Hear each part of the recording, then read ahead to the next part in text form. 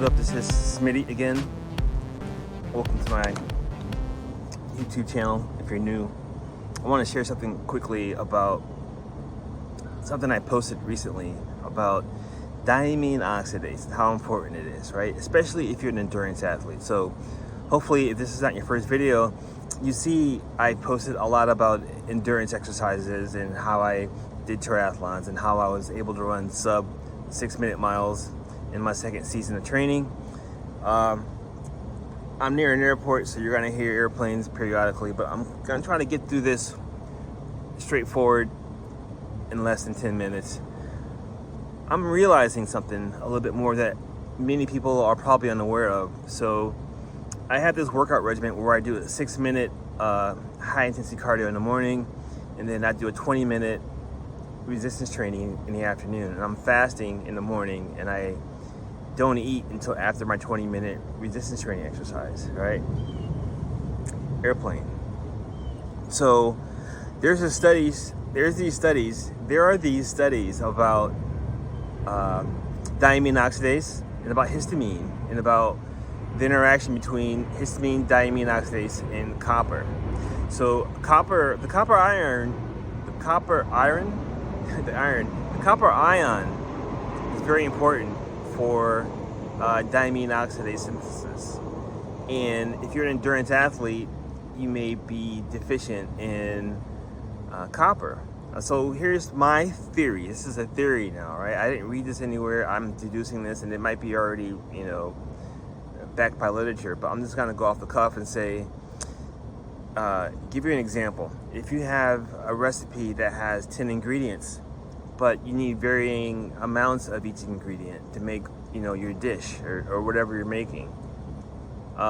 Just say, for example, copper is always the first one to be diminished, right? So if you make four servings of this dish, you're gonna use, copper way more than any of the other 9 ingredients. So given that, model, you can see where you'll be, every time you do this, you buy 10 ingredients and, you always run out of copper first, right? Or you have 10 nutrients you need to be an endurance athlete. You have 10 nutrients just to exist, right? To be a human. And when you're an endurance athlete, you run out of copper first. Conversely, if you were a weightlifter, if you did resistance training, a bodybuilder, you would probably, in some scenarios, run out of copper last, right? Copper would be the one you wouldn't even focus on. So if this is so, right, you would be copper deficient, and you'd be hard pressed to produce diamine oxidase. And diamine oxidase is important. In case you didn't know, in case you didn't see my video I did more recently, as yesterday, diamine oxidase is essential for breaking down histamine in the body. And so I want to tell you a story about myself. I'm an information security analyst. I'm an ethical hacker. I hack software, hardware, right? In about 2015, I will say that I worked at a hospital. Well, I worked at a hospital for 4 years, and we had to get flu shots every single year. And up to that point, I hadn't been getting the flu shot. I didn't really like the flu shot. I didn't think I needed it. I only had the flu. I don't think I even had the flu ever, right? Maybe had it once. But one thing happened when I got the flu shot. The first flu shot I got in, I think it was 2014. I think I got sick. 2015, I got sick. In 2014 I got sick. 2015 I got sick. 2016 I didn't want to take it. I went to my doctor and I was like, look, every time I get the flu shot, right after that I just get sick, right? And his response was, yeah, but he didn't get the flu. And I'm like, well, I ain't say I got the flu. I said I'm getting sick, right? And it felt like the flu to me, because why should I be getting sick if I get the flu shot? And so later on I'm thinking, well, he didn't test to see if it was the flu. How does he know? But anyway, let's go on. So I said, every time I get the flu shot, I get sick. And my doctor, who was also working at this hospital, he says, it wasn't the flu. And I said, okay, listen to this. this is my workout regimen. What should I stop doing, right? And I fast every day until about 12 o'clock. In the mornings, I will do a 6-minute workout, high intensity cardio, and then in the afternoon, at noon, or 11:30, I would do a 20-minute resistance training workout. And so you would think that lifting weights would be more taxing on your body than a 6-minute high intensity cardio. But he told me to stop doing the high intensity cardio around the time I'm getting vaccinated for the flu. You know, I can show you the emails back and forth. And I said, okay, I'll try it, right? So I did it. So I stopped for a few days before and a few days after. I stopped doing high intensity cardio, and I only did a 20-minute resistance training in the afternoon, and then I ate my lunch, right? 6 days a week. Funny thing happened. Next year, I didn't believe it worked, so I reversed it. I did the only 6-minute high intensity cardio, and I stopped doing resistance training at lunch. And the funny thing happened was that I got sick. I got really sick, right? And the funny thing is, I never was able to explain what was going on. I mean, I'm working out a lot less and doing a 6-minute workout versus a 20-minute workout. And the type of exercise I'm doing actually affects my response to the getting vaccinated, right?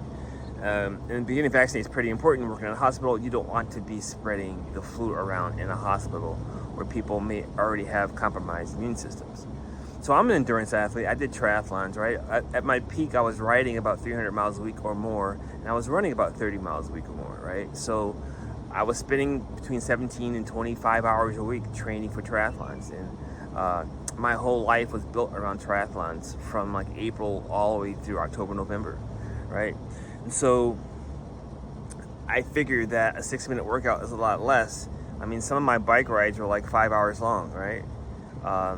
And so I figured that some of my, that a 6-minute high intensity cardio was fairly benign. But actually, as I'm studying about diamine oxidase and how copper starvation can cause issues with histamines, and then it's particular to endurance athletes, and type 1 muscle fiber is mitochondria rich and very dense, and type 2 muscle fiber is just larger. And so one thing that happens when you do a high intensity cardio, or the type of high intensity cardio I was doing, it was a full body exercise, right? And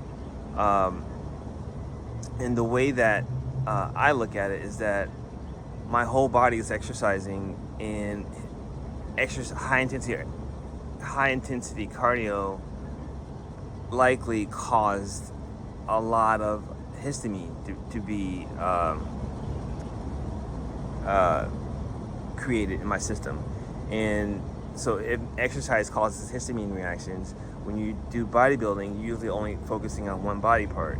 And so there's a study that I talked about yesterday. I'll post it on this video. There's a study where it talks about how histamine issues can cause immune suppression. Immune suppression is one of the outcomes, right?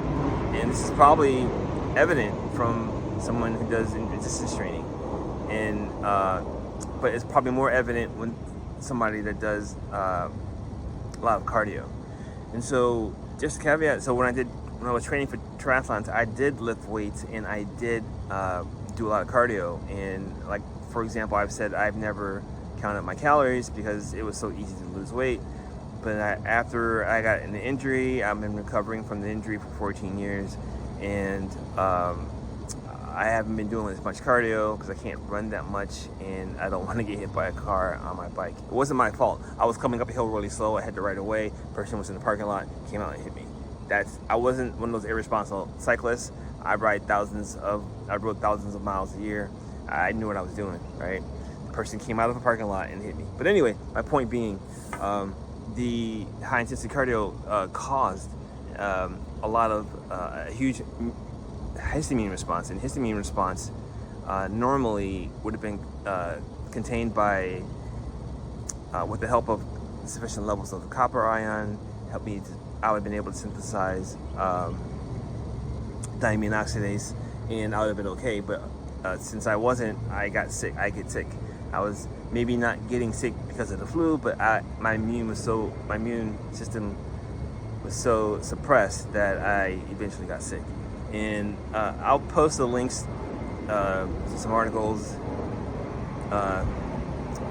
and I'll cite the research in this description of this video. I hope this helps if you're an endurance athlete and you're trying to figure out what's going on with your health.